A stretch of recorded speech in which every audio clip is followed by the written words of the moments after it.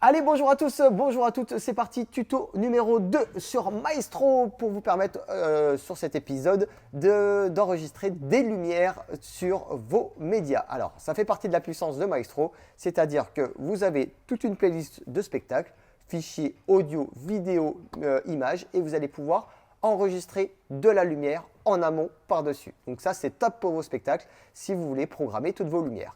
Donc, comment ça se passe? Je me rends ici, j'ai chargé un média dans ma playlist, ici vous le voyez, et ici je vais passer sur le Rec Lumière. Donc pour ceci, je clique droit et je fais Rec Lumière. Je peux aussi bien aller là, édition, Rec Lumière, ça revient au même. À partir de là, j'arrive sur cette nouvelle fenêtre et ici je vois donc mes projecteurs qui sont toujours ici. Donc si vous n'avez pas regardé le tuto numéro 1, je vous invite à le regarder. Et là, vous voyez, ça agit comme un logiciel de montage vidéo. Je vais pouvoir donc déplacer mes couleurs ici. Donc là, groupe A, groupe B, groupe C. On rappelle l'importance des groupes dans Maestro. Et du coup, à partir de là, je vais pouvoir programmer facilement mes lumières. Je prends l'exemple comme ça. Et là, je mets play. Et là, vous le voyez directement, toutes mes lumières se sont mises à jour. Je vais aller un petit peu plus loin. Je vais pouvoir mettre des fades. Donc pour ceci, je clique droit, je mets fade in, fade out. Je vais pouvoir, comme ça et très rapidement, faire des petits effets sur mes projecteurs. Donc avec le fade in, le fade out, regardez ce que ça donne.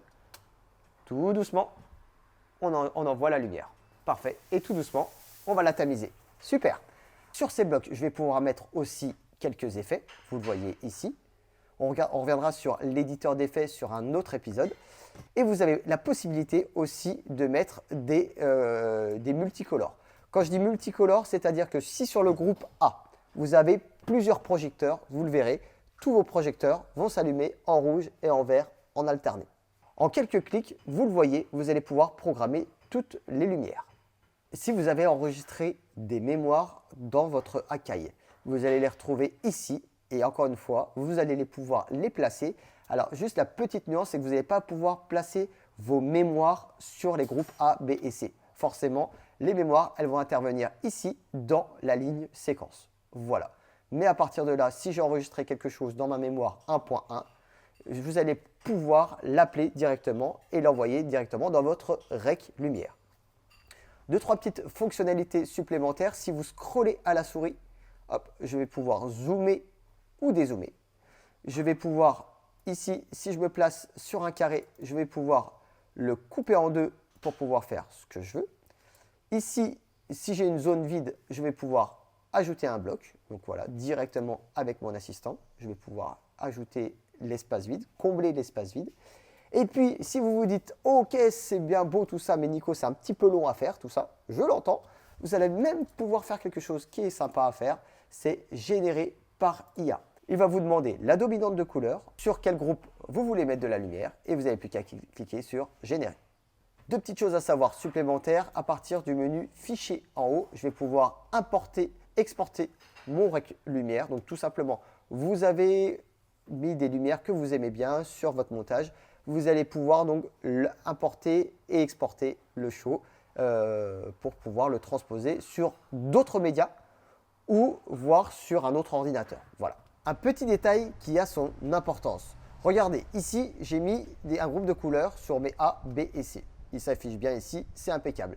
Ici, j'ai mis une mémoire. Vous voyez tous mes projecteurs en vert que j'ai enregistrés sur ma page principale. D'ailleurs, je vous invite à regarder le tuto qui va bientôt sortir, que je mettrai en haut à droite, pour l'enregistrement de séquences.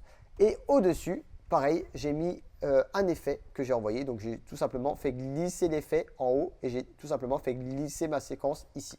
Jusqu'ici, tout va bien. Petit détail, donc je vous le disais, ici, c'est l'histoire de priorité. Donc, c'est-à-dire que si je place ma mémoire ici, vous allez voir qu'il va automatiquement, Maestro va prendre le groupe du dessus. Donc, il va se dire, OK, c'est la séquence en priorité versus les groupes ABC.